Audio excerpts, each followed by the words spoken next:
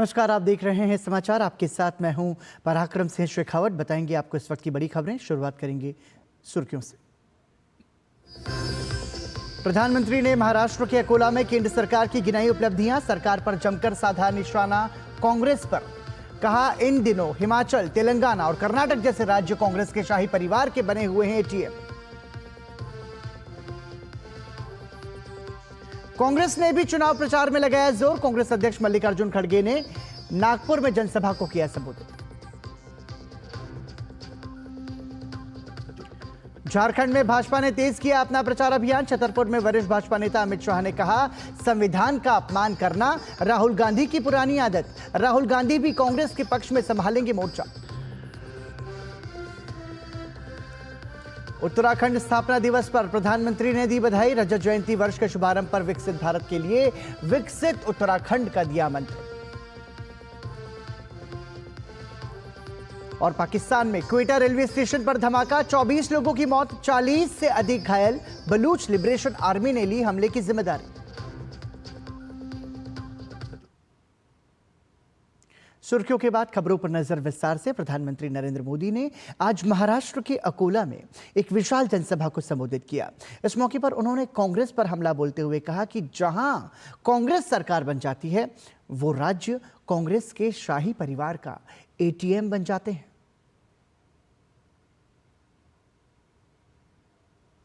मैं महाआघाड़ी की घटक कांग्रेस का एक उदाहरण आपको देता हूं। जहां कांग्रेस सरकार बन जाती है, वो राज्य कांग्रेस के शाही परिवार का एटीएम बन जाता है। एटीएम पता है ना, लोग उसमें से पैसे निकालते हैं। एटीएम, ये कांग्रेस का एटीएम बन जाता है, शाही परिवार का एटीएम बन जाता है। इन दिनों हिमाचल, तेलंगाना और कर्नाटका जैसे राज्य ये कांग्रेस के शाही परिवार के एटीएम बन गए हैं। एटीएम। प्रधानमंत्री नरेंद्र मोदी ने महाविकास अघाड़ी को भ्रष्टाचारी गठबंधन और उनके घोषणा पत्र को घोटाला पत्र बताया। महायुति के घोषणा पत्र के बीच महाअघाड़ी वालों का घोटाला पत्र भी आया है। अब तो पूरा देश जानता है, महाअघाड़ी यानी भ्रष्टाचार, महाअघाड़ी यानी हजारों करोड़ के घोटाले, महाअघाड़ी यानी पैसों की उगाही, महाअघाड़ी यानी टोकन मनी, महाअघाड़ी यानी ट्रांसफर पोस्टिंग का धंधा। वरिष्ठ भाजपा नेता अमित शाह ने झारखंड के छतरपुर में जनसभा को संबोधित करते हुए राहुल गांधी पर निशाना साधा। उनका कहना है कि राहुल गांधी ने संविधान का अपमान किया है। साथ ही अमित शाह ने 26 नवंबर को संविधान दिवस के रूप में मनाने की बात कही। अरे राहुल बाबा, संविधान का तो मखौल मत उड़ाओ। संविधान आस्था का सवाल होता है, विश्वास का सवाल होता है। आपने नकली संविधान लहराकर बाबा साहेब आंबेडकर और संविधान सभा का अपमान किया है। ये कांग्रेस पार्टी संविधान को मजाक बनाकर रखती है। नरेंद्र मोदी जी ने 26 नवंबर को संविधान दिन मनाने का निर्णय किया है, जो बाबा साहेब आंबेडकर को एक प्रकार से श्रद्धांजलि है। गृह मंत्री अमित शाह ने जनसभा में महिलाओं के लिए विशेष घोषणा की है, जिसमें उन्होंने उन्हें सालाना 25,000 रुपए प्रदान करने की बात कही। मैं आपको वादा करता हूं, इतनी बड़ी संख्या में माताएं बहनें बैठी है, भारतीय जनता पार्टी की सरकार बनते ही सालाना हर वयस्क माता बहन को 25,000 रुपया देने का काम भारतीय जनता पार्टी करे। माताओं बहनों को 500 रुपये में गैस का सिलेंडर दिया जाएगा और दीपावली और रक्षाबंधन में साल में 2 गैस के सिलेंडर मुफ्त में देने का काम भारतीय जनता पार्टी करे। झारखंड के मुख्यमंत्री हेमंत सोरेन के निजी सचिव सुनील श्रीवास्तव और उनसे संबंधित लोगों के कई ठिकानों पर आज सुबह आयकर विभाग की टीमों ने छापेमारी शुरू की। सूत्रों के मुताबिक चुनाव में अवैध कैश फ्लो और हवाला के जरिए राशि इधर से उधर किए जाने की सूचना पर यह कार्रवाई की जा रही है। आयकर विभाग की टीमों ने भारी सुरक्षा के बीच रांची में मुख्यमंत्री के निजी सचिव सुनील श्रीवास्तव और उनकी पत्नी के अशोकनगर स्थित आवास के अलावा परिवार के सदस्यों और जमशेदपुर में व्यापारिक और औद्योगिक प्रतिष्ठानों पर एक साथ सुबह से सर्च ऑपरेशन शुरू किया। कुल मिलाकर करीब 15 ठिकानों पर जांच शुरू हुई है। सुनील श्रीवास्तव लंबे समय से मुख्यमंत्री हेमंत सोरेन के निजी सचिव हैं। वो पहले सरकारी विभाग में इंजीनियर थे, बाद में उन्होंने नौकरी छोड़ दी और हेमंत सोरेन के सहयोगी के तौर पर काम करने लगे। वो झारखंड मुक्ति मोर्चा के केंद्रीय समिति के सदस्य और पार्टी के स्टार प्रचारक भी हैं। इसके पहले आयकर विभाग ने विधानसभा चुनाव में हवाला के सहारे पैसों की लेन देन की सूचना पर बीती 26 अक्टूबर को रांची, जमशेदपुर, गिरिडीह और कोलकाता में 35 व्यापारिक और औद्योगिक ठिकानों पर 2 दिनों तक छापेमारी की थी। इन कारोबारियों के ठिकानों से 150 करोड़ रुपए की बेनामी संपत्ति और निवेश से संबंधित दस्तावेज जब्त किए गए थे।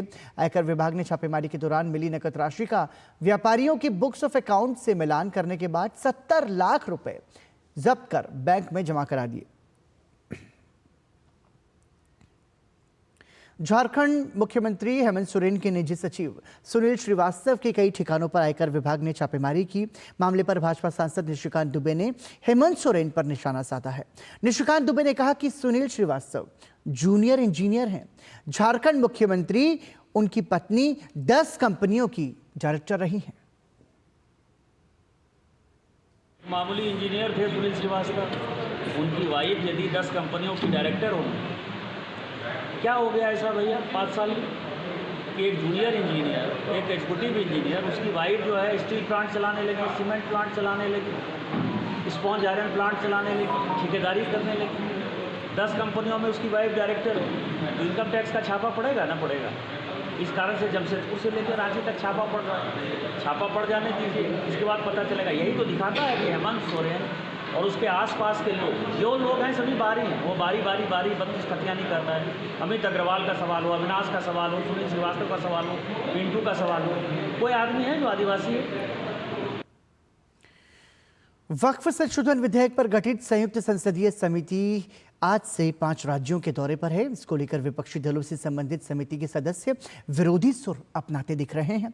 विपक्ष के नेताओं ने गुवाहाटी में वक्फ संशोधन विधेयक पर संयुक्त संसदीय समिति की बैठक का विरोध किया और उसमें हिस्सा नहीं लिया।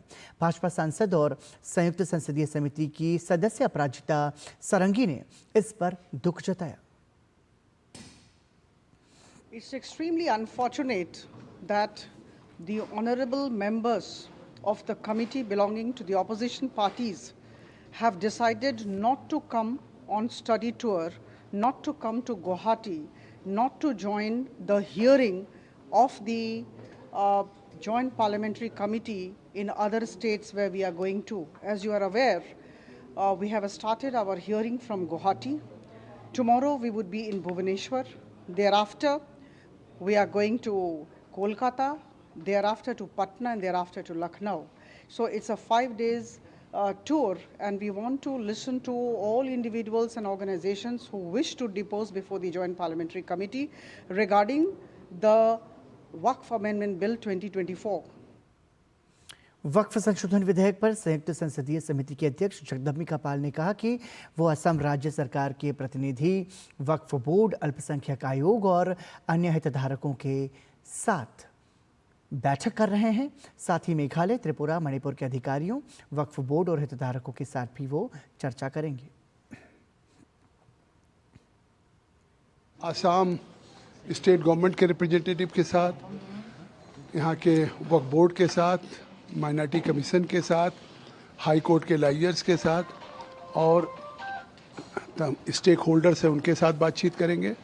आज हमने मेघालय, मणिपुर, त्रिपुरा के भी ऑफिसर्स को, रिप्रेजेंटेटिव्स को, वक्फ बोर्ड को बुलाया है। तो आज हम पूरे नॉर्थ ईस्ट के वक्फ के संबंध में जो हमारा अमेंडमेंट बिल है 2024 में, यहाँ हम नॉर्थ ईस्ट के अधिकारियों से, वक्फ बोर्ड से और जो स्टेक होल्डर से हितधारक हैं उनके साथ डिटेल चर्चा करेंगे। हमारे मेंबर ऑफ पार्लियामेंट अपनी पूरी कमेटी के साथ, राम मलिक साहब के साथ, और फिर इस पर रिपोर्ट करेंगे। भाजपा प्रवक्ता शहजाद पूनावाला ने कांग्रेस पर निशाना साधते हुए वक्फ लाभ के लिए वोट बैंक की राजनीति का आरोप लगाया। उन्होंने कहा कि कांग्रेस कर्नाटक में किसानों के हजारों एकड़ की जमीन वक्फ बोर्ड के नाम करना चाहती है। केरल में 600 परिवारों के ऊपर वक्फ की तलवार लटक रही है, क्योंकि वक्फ ने दावा किया है कि जिस ज़मीन पर ये लोग रहते हैं मुनम्बम में, वो हमारी ज़मीन है। अब वहाँ पर लगातार प्रदर्शन चल रहा है कि लेफ़्ट और कांग्रेस जो वहाँ पर मिली भगत से सरकार चलाते हैं, लेफ़्ट सरकार चलाती है, कांग्रेस विपक्ष होने का ड्रामा करती है। ये दोनों वोट बैंक के चक्कर में वक्फ के सामने नतमस्तक हो चुके हैं। वक्फ में जो असीमित असंवैधानिक ताकतें हैं, इसको जब काबू करने के लिए जेपीसी में बात चल रही है, तो ये कांग्रेस और लेफ्ट की जोड़ी हमजोली ये मिलकर इसका विरोध करते हैं। इसका मतलब ये चाहते हैं कि 600 परिवारों का घर छीनकर वक्फ के पास चला जाए। ये चाहते हैं किसानों की ज़मीन छीनकर वक्फ के पास चला जाए, वोट बैंक के पास चला जाए। भारतीय जनता युवा मोर्चा के कार्यकर्ताओं ने मुख्यमंत्री सुखविंदर सिंह सुक्खू के नेतृत्व वाली राज्य सरकार के खिलाफ विरोध प्रदर्शन का अनोखा रास्ता निकाला है। युवा मोर्चा ने शिमला में समोसा मार्च का आयोजन किया। इस समोसा मार्च में सैकड़ों की संख्या में युवा मोर्चा के कार्यकर्ताओं ने हिस्सा लिया। गौरतलब है कि हिमाचल प्रदेश के मुख्यमंत्री सुखविंदर सिंह सुक्खू के लिए बनाए गए समोसे और केक उनके सुरक्षा कर्मचारियों को परोस दिए गए। इसके बाद विवाद खड़ा हो गया और सीआईडी जांच तक की जरूरत पड़ गई। भारतीय जनता युवा मोर्चा के हिमाचल इकाई के अध्यक्ष तिलक राज ने कहा कि पूरे देश भर में हिमाचल प्रदेश का मजाक बन चुका है। कभी टॉयलेट टैक्स लगाने की बात होती है और अब समोसे पर नई बहस शुरू हो गई है। टॉयलेट पे टैक्स लगा देते हैं और कभी ये समोसे की जांच कराना शुरू करते हैं। ये बहुत दुर्भाग्य का विषय है और मैं इस पर स्पष्ट रूप से कहना चाहता हूं, इनकी मीटिंग में जितने भी साइबर सिक्योरिटी या बाकी सिक्योरिटी संबंधी जो मुद्दे थे, उन मुद्दों की चर्चा ना होते हुए 5 स्टार होटल से आए 21 समोसे आज पूरा देशव्यापी हो गया है विषय। और सारे लोग हिमाचल का मजाक बना रहे हैं कि हिमाचल की सरकार कर क्या रही है ये, और सारे हिमाचल वासियों का सर जो है सर शर्म से झुक गया है। केंद्रीय मंत्री अर्जुन राम मेघवाल नई दिल्ली के विज्ञान भवन में आयोजित राष्ट्रीय प्रौद्योगिकी संस्थान दिल्ली के चौथे दीक्षांत समारोह में शामिल हुए। इस अवसर पर उन्होंने एमटेक बीटेक के उत्तीर्ण विद्यार्थियों को सिल्वर मेडल से पुरस्कृत किया। साथ ही केंद्रीय मंत्री अर्जुन राम मेघवाल ने स्वामी विवेकानंद और पूर्व राष्ट्रपति एपीजे अब्दुल कलाम को याद कर उनके विचारों को युवाओं के साथ साझा किया और प्रधानमंत्री नरेंद्र मोदी के 2047 तक विकसित भारत के सपने को साकार करने में युवाओं से योगदान मांगा। ने पूछा कि सपने देखने चाहिए या नहीं देखने चाहिए, तो जो जवाब एपीजे अब्दुल कलाम साहब का था वो शानदार था और आज तक हमें वो प्रेरणा देता है। वो क्या कि सपने देखने चाहिए और सपने भी बड़े देखने चाहिए। सपने वो नहीं होते जो हम नींद में लेते हैं, सपने वो होते हैं जो हमें सोने नहीं देते हैं। आप मॉरल वैल्यू के साथ आगे बढ़िए। 2047 तक हमारे प्रधानमंत्री नरेंद्र मोदी जी ने विकसित भारत बनाने का एक सपना देखा है। उस सपने को पूरा करने में आप अपना पूरा योगदान देंगे। वित्त मंत्री निर्मला सीतारमण ने कहा है कि भारत में पितृसत्ता महिलाओं को नहीं रोक सकती। कर्नाटक में छात्रों से इंटरैक्शन के दौरान उन्होंने कहा कि यदि आप अपने लिए खड़े होने और तार्किक रूप से बोलने में सक्षम हैं तो पितृसत्ता महिलाओं को नहीं रोक सकती। वित्त मंत्री ने कहा कि पितृसत्ता अरुणा असफ अली, सरोजिनी नायडू और अन्य जैसे स्वतंत्रता सेनानियों को नहीं रोक सकी। भारत की ग्रोथ स्टोरी पर बात करते हुए वित्त मंत्री ने कहा कि अब सरकार महिला केंद्रित नीति और महिला नेतृत्व वाली नीति को केंद्र में रखकर काम कर रही है। उन्होंने कहा कि सरकार महिलाओं के लिए ज्यादा अवसर पैदा करना चाहती है ताकि वो आगे आएं और जो चाहे वो करें। If you're able to stand up and speak for yourself logically, which is that patriarchy which is going to say, oh, shut up, sit down? Impossible. Not certainly in a country like India. Impossible. When Prime Minister says women-centric policy, now women-led policy, we want to push more opportunities for women so that they come on board, they do what they want. उपराष्ट्रपति जगदीप धनखड़ आज राष्ट्रीय प्रौद्योगिकी संस्थान NIT के चौथे दीक्षांत समारोह में बतौर मुख्य अतिथि शामिल हुए। इस अवसर पर उन्होंने छात्रों को संबोधित किया। शिक्षा के महत्व पर प्रकाश डालते हुए उन्होंने कहा कि शिक्षा व्यापार नहीं है, शिक्षा समाज की सेवा करने का साधन है। A gift of this family to the nation, and they set high benchmark.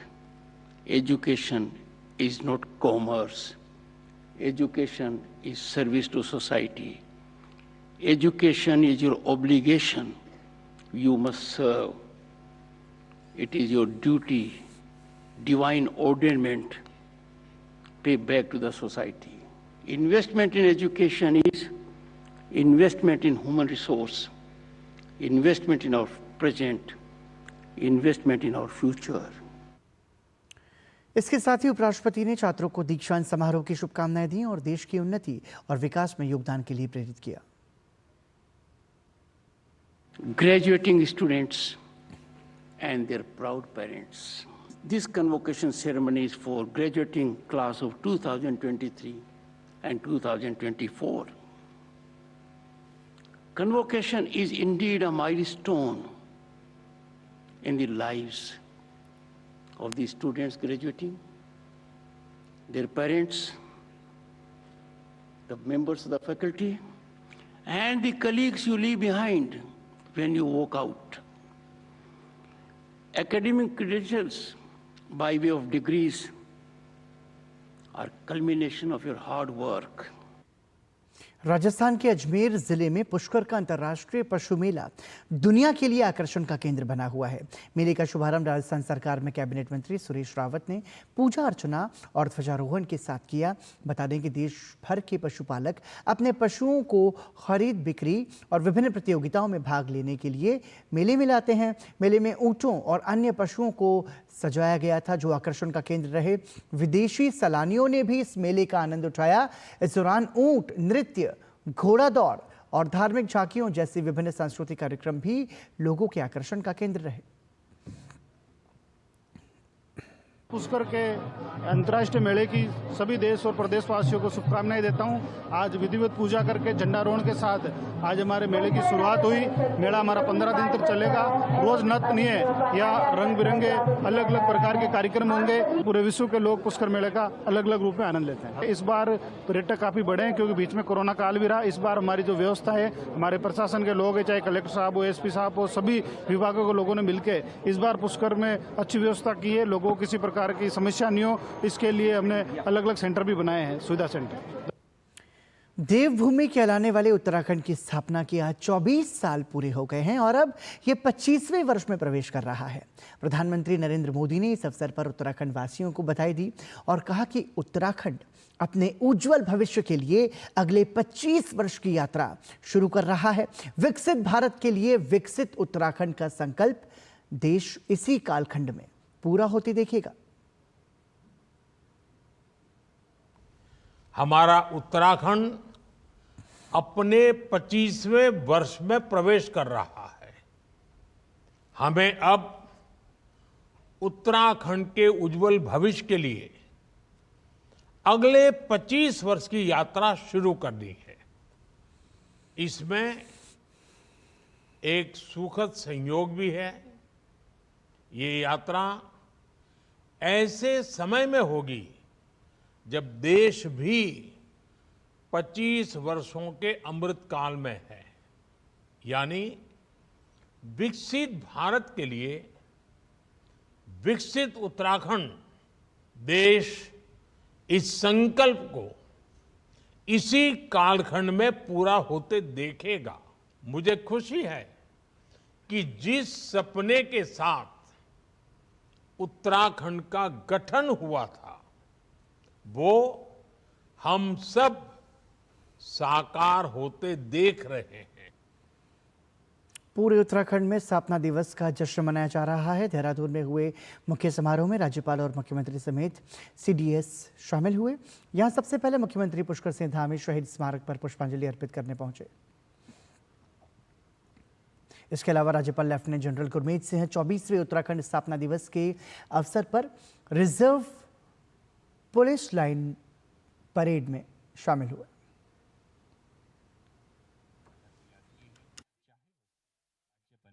स्थापना दिवस के अवसर पर chief of defence staff general Anil Chauhan, लोक गायक प्रीतम भरतवान और अन्य को उत्तराखंड रत्न पुरस्कार से सम्मानित किया गया। इस मौके पर मुख्यमंत्री पुष्कर सिंह धामी ने कहा कि अपनी स्थापना के रजत जयंती वर्ष में उत्तराखंड देश के अग्रणी राज्यों में अपनी पहचान बनाने में सफल हो, इसके लिए सरकार संकल्पित है। उत्तराखंड राज्य में महिलाओं का समग्र विकास सुनिश्चित करने हेतु महिला नीति यथाशीघ्र अधिसूचित की जाएगी। आगामी राष्ट्रीय खेलों में उत्तराखंड के जो खिलाड़ी मेडल जीतेंगे उनको पुरस्कारों हेतु नियत धनराशि के बराबर उतनी ही धनराशि राज्य सरकार द्वारा अतिरिक्त रूप से दी जाएगी। 50 एवं उससे अधिक जनसंख्या वाले सभी गांवों को एक नियोजन के तहत 2030 तक सड़क मार्ग से जोड़ा जाएगा। राज्य में युवाओं के सर्वांगीण विकास के लिए एक विशिष्ट युवा नीति बनाई जाएगी। प्रधानमंत्री नरेंद्र मोदी ने दिग्गज उद्योगपति रतन टाटा के निधन के करीब 1 महीने बाद एक आर्टिकल लिखा। एक राष्ट्रीय दैनिक में छपे अपने आलेख में प्रधानमंत्री ने लिखा कि रतन टाटा को इस भौतिक संसार से अलविदा हुए 1 महीना बीत चुका है, लेकिन उनकी अनुपस्थिति न केवल भारत में बल्कि विश्व भर में समाज के प्रत्येक वर्ग को महसूस हो रही है। प्रधानमंत्री ने लिखा कि रतन टाटा उन लोगों की स्मृतियों में जीवित रहेंगे जिनके लिए उन्होंने काम किया और सपने बुने। प्रधानमंत्री ने लिखा कि जाने माने उद्योगपति, उभरते हुए उद्यमी और परिश्रमी व्यवसायी उनके जाने का शोक मना रहे हैं। उन्होंने लिखा कि रतन टाटा युवाओं के लिए प्रेरणा थे और वो इस बात के प्रतीक थे कि सपनों को साकार किया जा सकता है और करुणा तथा मानवता के साथ सफलता प्राप्त की जा सकती है। अपने लेख में प्रधानमंत्री ने इस बात पर प्रकाश डाला कि रतन टाटा राष्ट्र के स्टार्टअप इकोसिस्टम का नेतृत्व करने के लिए प्रसिद्ध हो गए थे। उन्होंने लिखा कि वो युवा उद्यमियों की आशाओं और आकांक्षाओं को समझते थे और देश के भविष्य को आकार देने में उनकी क्षमताओं को पहचानते थे। प्रधानमंत्री ने लिखा कि रतन टाटा की राष्ट्रभक्ति संकट के समय सर्वाधिक उजागर हुई। प्रधानमंत्री ने लिखा कि मुंबई में 26/11 की घटना के बाद ताज होटल को तेजी से फिर से खोलना इस बात का प्रमाण था कि उन्होंने भारत राष्ट्र के आवश्यकताओं को समझा और आतंकवाद के खिलाफ झुकने से इनकार कर दिया। प्रधानमंत्री ने उन दिनों को याद किया जब उन्होंने गुजरात में रतन टाटा के साथ मिलकर काम किया था, जहां उद्योगपति ने भारी निवेश किया था। इसके साथ ही प्रधानमंत्री ने स्वास्थ्य देखभाल, विशेष रूप से कैंसर के खिलाफ लड़ाई में रतन टाटा के योगदान को याद किया।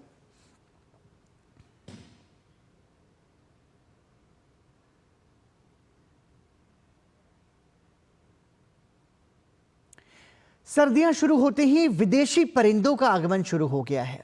7 समुद्र पार से हजारों किलोमीटर की उड़ान भरकर रंग बिरंगे साइबेरियन पक्षी उत्तर प्रदेश के हापुड़ और अलीगढ़ पहुंचना शुरू हो गए हैं। तीर्थ नगरी ब्रिज घाट में विदेशी पक्षियों का कोलाहल अपनी ओर श्रद्धालुओं को आकर्षित कर रहा है। साइबेरियन पक्षी हर साल ठंड के मौसम में यहाँ 3 से 4 माह के लिए प्रवास करते हैं। प्रवासी पक्षियों में गीज, पिंटेल, पुचार्ड, शावला, विजन, ब्राह्मणी डक, राजहंस, स्ट्रोक्स जैसे पक्षी आते हैं। और इसी के साथ ही समाचार में अभी के लिए इतना ही। देश और दुनिया की बाकी बड़ी खबरों के लिए देखते रहिए डीडी न्यूज़। नमस्कार।